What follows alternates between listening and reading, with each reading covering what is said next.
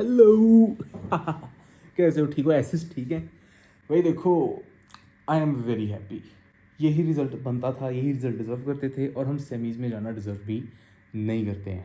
आज था पाकिस्तान और इंग्लैंड का गेम, और ख़ासा ही अजीब था। हमने बिल्कुल वैसी क्रिकेट खेली जैसे बांग्लादेश और जिम्बाब्वे खेलते रहे। कोई भी डिपार्टमेंट, कोई भी मिनट, कोई भी मोमेंट, कोई भी बॉल इम्प्रेसिव नहीं थी। बीइंग वेरी ऑनेस्ट, मेरे सामने बहुत लंबे पॉइंट्स खुले में, बट बीइंग वेरी ऑनेस्ट, और आज की वीडियो का समरी भी यही है कि we don't deserve to go through semis.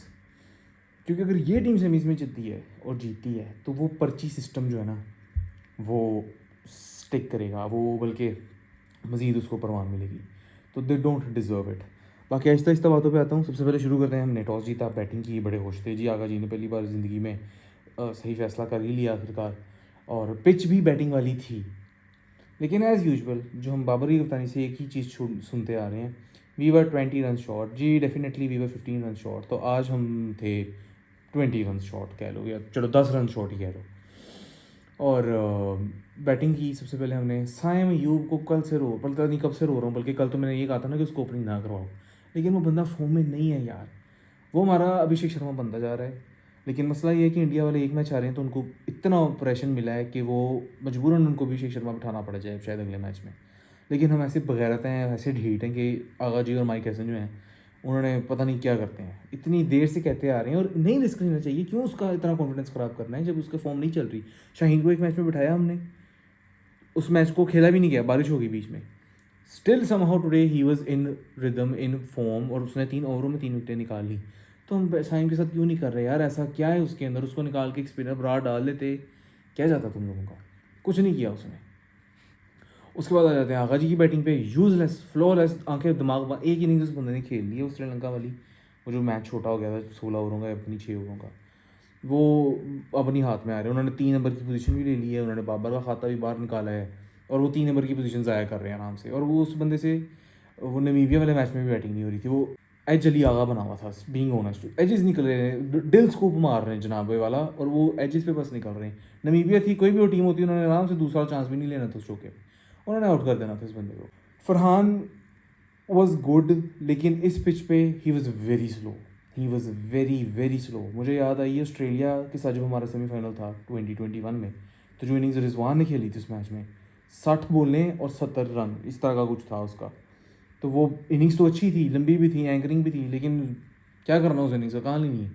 यही थोड़ा सा तेज़ खेला होता, 40-50 बोलें खेली हैं साहिबजादा ने, तो वो एक्सक्लरेट कर सकता था। और उसने पहले भी किया ही है, ठीक है ना, 100 उसने 50 बॉलों में मारा है पहले, 70 किया है 40 में, तो वो कर सकता था। लेकिन उसको कुछ इसलिए नहीं कहूँगा क्योंकि बाकियों ने क्या उखाड़ लिया।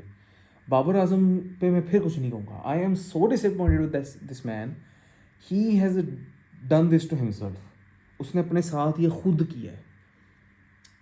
वो इस जोन में नहीं है, वो उसको बस अभी भी यही लगता है कि मेरी जो गल्ट बेस है वो मुझे बचा लेगी, वो मुझे ये कर लेगी, वो कर लेगी। इतनी पथेटिक फॉर्म, इतनी pathetic. You got such a good start, you had such confident 2 force, 3 बॉलों पे 8 रन थे उसके शायद, ये मतलब 6 बॉलों पे 10 तो थे उसके, जो मुझे याद है। लेकिन उसके बाद ही क्या किया? 24 बॉलों में 25 रन यार। ऐसा भी कौन सा T20 चल रहा है? ऐसी भी एंकरिंग T20 में करनी है तो 120 के स्ट्राइक रेट तो करो। तुमने सिर्फ बोले ज़ाया की और वही बोले मैं कोस्ट की हैं। एट दी एंड हमें वो बॉलों पे अगर रन होते, इन्हीं 24 बॉलों पे अगर 40 रन होते, तो हमें 16 रन एक्स्ट्रा मिल जाते, जो एंड पे वही डिफरेंस रहा है हमारे। अब अगर उन्होंने आखिरी ओवर में 3 रन डिफेंड करने थे, उनको 19 रन डिफेंड करने को मिलते। फरहान थोड़ा सा तेज़ ओवर खेलता, 10 रन ओवर राइड हो जाते, 29 रन डिफेंड करने थे।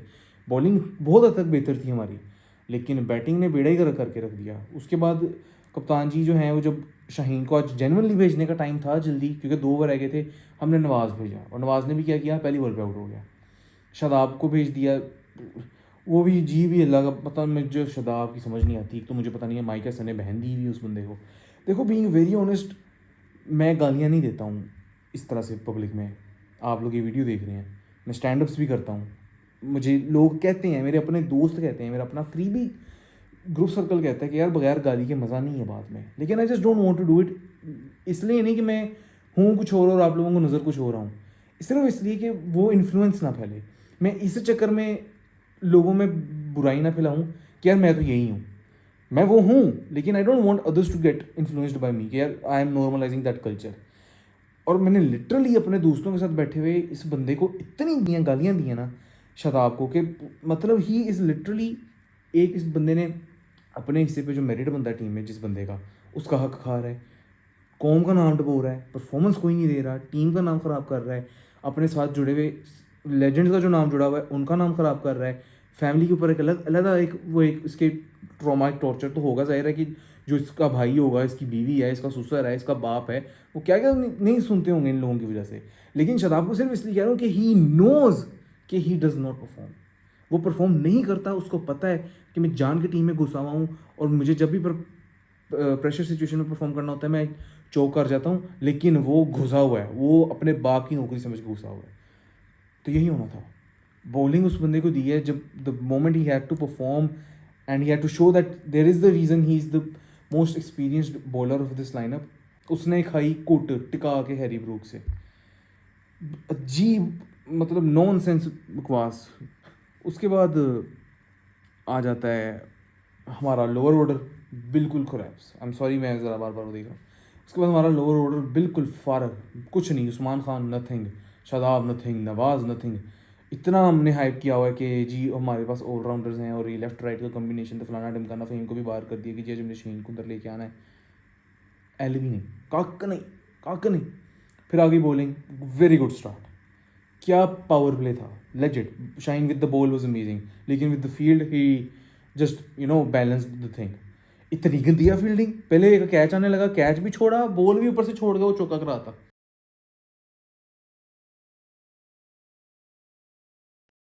कोई पता ही नहीं, होश ही नहीं, बॉल चौके के लिए जा रही है, हम यूं यूं जॉगिंग कर रहे हैं कि बस ठीक है जा रही है तुझे।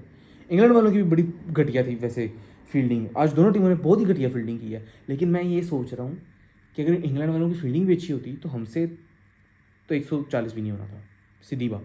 उन्होंने बहुत चौके दिए हैं, बहुत चौके दिए हैं, 3-4 चौके दे दिए उन्होंने, तो हमसे 140 भी नहीं होना था। और ये लिटरली पिच 200 वाली थी, ये पिच 200 के स्ट्राइक रेट से खेलने वाली थी।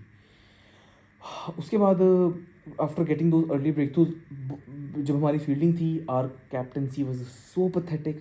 इतनी गंदी कैप्टनसी आगा जी की कि बाबर अच्छा कैप्टन लग रहा था उसके आगे, although he was also a very worst captain. लेकिन आगा जी ने तो जिसको कहते हैं ना, खोता ही खूब जैसे उठता, कोई अकल नहीं। नवाज़ को पावर प्ले में लेके आ रहा है, वो उसने कुट खाई। शादाब को मेन ओवर दे दिया, उसने कुट खाई। मतलब आप बीच को, शादाब को पता नहीं कि तो क्यों यार इन लोगों ने अपनी कौन सा रिश्ता जोड़ा हुआ उसके साथ, इन दो लोगों ने। और अगर आगा जी के ऊपर प्रेशर पड़ रहा है इस बंदे को रखने का टीम में, तो आगे बोले, हम लोग खुद करेंगे क्रिटिसाइज यार। इंडिया वाले अभिषेक को निकालने पे तोड़ गए हैं, ये आवाम नहीं करेगी ट्रोल।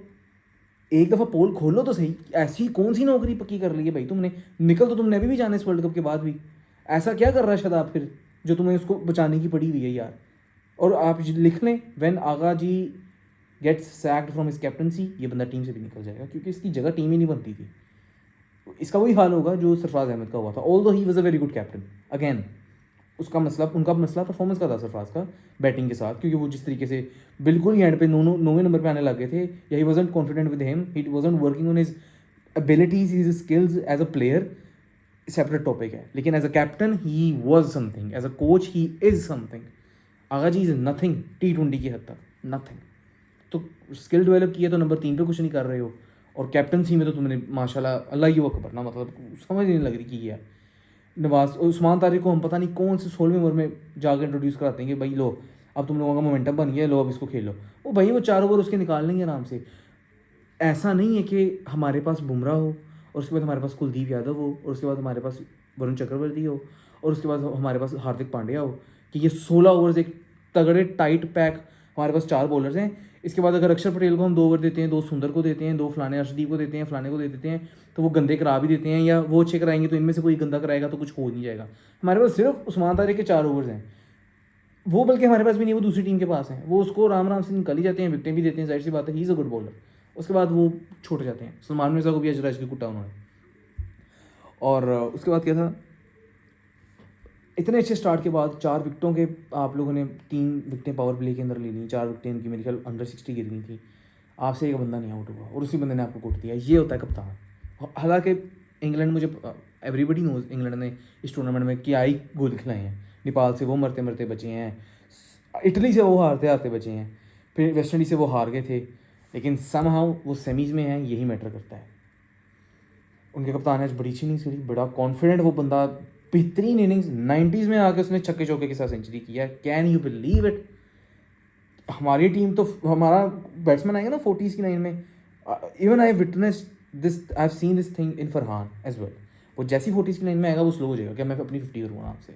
नमीबिया वाले मैच में ऑल दो हमें पता था कि अब स्कोर बहुत हो गया है, नमीबिया से चेज़ नहीं होना, उसने अपनी सेंचुरी आखिरी ओवर में सिंगल के साथ ही की है। वो इनका दिमागी पैटर्न ही है, ये नहीं सोचेंगे उस तरीके से। ये रोहित शर्मा वाला पैटर्न नहीं है। रोहित शर्मा इतनी मरतबा 90s में आउट हुआ या 40s में आउट हुआ मार मार के कि लोग कहने लगे भाई तू अब बोलने ज़ाय कर लिया कर, कोई मसला नहीं। क्योंकि जब आपने 19 बॉलों पे 48 कर दिया है, 19 बॉलों पे चले 45 कर दिया है, तो ठीक है, अगली 10 बॉलों पे भी अगर तुम 50 करते हो तो ठीक है, 29 बॉलों पे 50 इज अ गुड थिंग। और ये मैं शर्मा की ODIs की बात कर रहा हूँ। हम पता नहीं कौन से दौर में जी रहे हैं ये लोग। उसके बाद आखिरी ओवर तक, अच्छा समहाउ मैंने मैच बंद कर दिया 10 रन भी जब उनको चाहिए थे, जब हैरी ब्रूक आउट हुआ है। उसके बाद मैंने मैच बंद कर दिया और मैं चला गया। वही एक तो मेरी पनौती, जिस दिन मैं सोच रहा हूँ मैंने जिम नहीं जाना, ये टीम हार जाती है, मैं जिम चला गया। खैर इन्होंने भेज दिया और वहाँ जाके पता नहीं मैंने तो पहला सेट भी लगा लिया। उसके बाद मैंने एकदम मैसेज देखा एक अपने दोस्त का कि भाई I wish a super over. मैंने कहा सुपर ओवर तक बात कर रहा, मैंने उसको मैसेज दोबारा किया तो ही सेंट अ स्क्रीनशॉट, 6 बॉलों पे 3 स्कोर चाहिए। मैंने कहा इस टीम का कुछ पता लगता है। मैंने आगा जी को 2 मिनट के लिए ना, मैंने कहा यार इतनी बुरी बातें नहीं सोचनी चाहिए इस बंदे के बारे में। बाद में हमें शताब नहीं चाहे मैच तो आगे दे दिया हो। मैंने फटाफट ESPN खोला, वो खोला, वो जो स्ट्रीम हो रहा था जिस वेबसाइट पे, वो खोली और पहली बॉल भी चौका पड़ गया मेरे से ओवर की, तो हम मैच हार गए। Never mind. सलमान मिर्जा को किसने ओवर दिया यार? उस बंदे ने थ्रू आउट मैच में कुट खाई है। अब मैं ये नहीं कह रहा कि वो फजूल बॉलर है, आज उसका दिन नहीं था। तो जब उसका दिन नहीं था आगा जी, तो why would you give him this important over? 8 विकेटें गिर गई थी इंग्लैंड की, 3 रन 6 बोले। ठीक है आप स्पिनर को देते, उसको भी तो चौका पड़ा गया है ना सलमान मिर्जा को, किसी स्पिनर को भी पड़ जाता, देते थे साइन को वो ओवर। अब जब उसको वाड़ा है टीम में तो उसको फिर 2 पूरा करो उसका कोटा। फ़हीम अशरफ को वैसे नहीं ओवर देते टीम में रखे, अब जिसको रखा हुआ है उसकी जगह वो तो पूरा करो। खुदा रहते आगा जी, ही बीइंग वेरी ऑनेस्ट, आगा जी अगर खुद उस ओवर में आते वो कुछ ना कुछ कर भी जाते हैं। क्योंकि एक तो ऑल टुगेदर इंग्लैंड के लिए नया बॉलर आना था जिन्होंने थ्रू आउट फेस नहीं किया, और नए बैट्समैन थे पिच पे।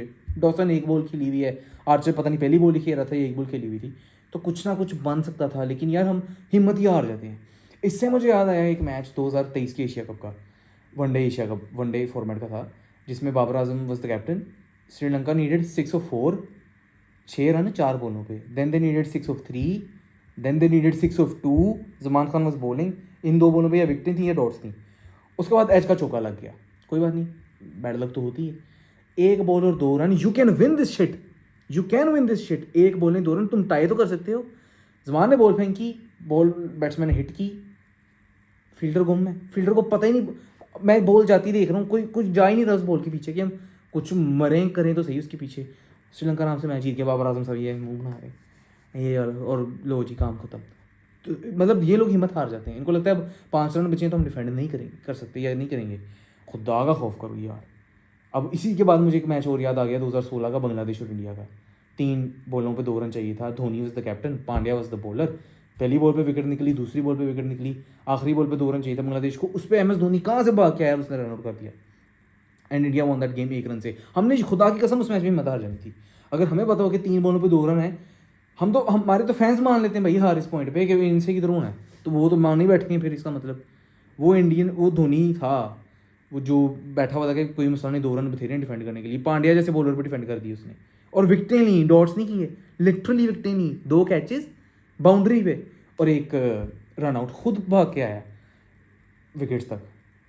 ये भाई इन लोगों को इन्होंने नहीं पूछना, ये लोग बहुत दूर हैं, ये लोग बहुत दूर हैं, ये खोते हैं। और अगेन ये डिज़र्व ही नहीं करते हैं क्वालिफाई करना। और अभी मैच हो ही रहा था तो DMs आ रहे थे मुझे कि भाईजान हम आप बाहर आए हैं, हम अभी है कोई चांस, अभी है कोई तो बता दें क्वालिफिकेशन सिनेरियो क्या है, ये क्या वो क्या है। मैं उन सारों को ये कही जाता कि यार हम डिज़र्व नहीं करते, तुम लोग दुआ भी ना करो इस टीम के लिए। ये being very honest, Babar needs to get out of this team, Agha needs to get out of this team, Shadab needs to get out of, Shadab ने तो मुल्क तो बाहर कर दो ना, माइक हैसन उसके तो खतने कर दो, माइक हैसन के खतने कर दो, और इन सब के भी बेशक दोबारा कर दो। और शाहीन अफरीदी से उसको ODI की कैप्टनसी देना बहुत घटिया और बड़ी बेवकूफ़ी है।